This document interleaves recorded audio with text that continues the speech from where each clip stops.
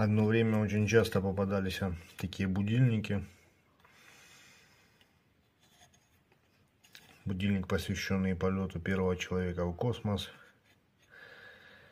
Но всегда они были в таком удручающем состоянии, а здесь в идеале. Смотрите, какой красавец.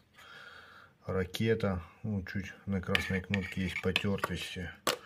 А так, смотрите, просто огонь. Не хватает подарочной коробки, вообще был бы джекпот. А так, будильник довольно-таки сюжетный и интересный.